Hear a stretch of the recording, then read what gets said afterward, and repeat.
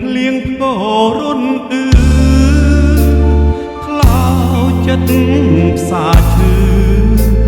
ព្រោះចោលឆ្លៀនពៀនដែនដីសីមាប្រាងប្រាខ្មែរមានចោលសៀមទន្ទ្រានដីគេ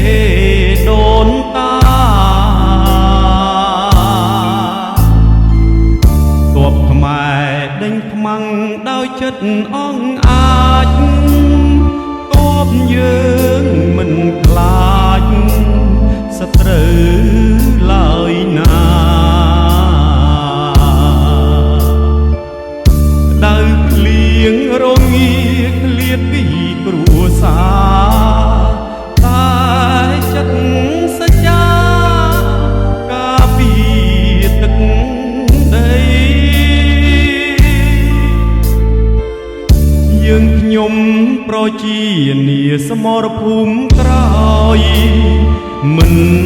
ភ្លេចសោះឡើយសូមឲ្យជាជ័យដេញចោលឆ្លៀនពៀនចេញពីទឹកដីច្បាំងយកជោគជ័យថែគេដូនតាប្រាសាទសិលាលោកមានបារមីអ្នកតាម្ចាស់ព្រៃបារមីទេវតា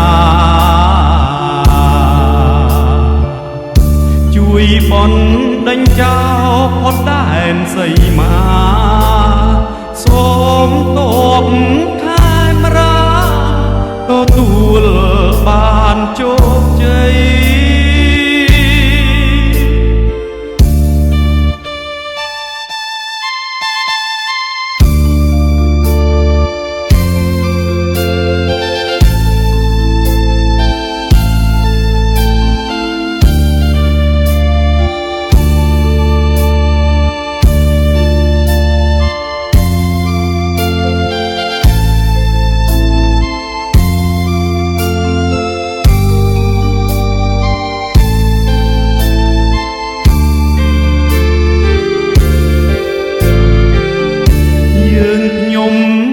ជានាសមរភូមិក្រោយមិនភ្លេច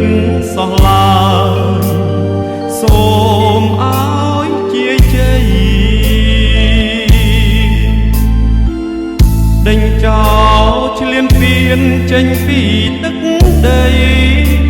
ច្បាំងយកជោគជ័យថែគេដូនតាប្រាសាទសិលាលោកមានបារមីអ្នកតាម្ចាស់ព្រៃបារមីទេវតាជួយបន់ដេញចោលផុតដែនសីមាសូមទ័ព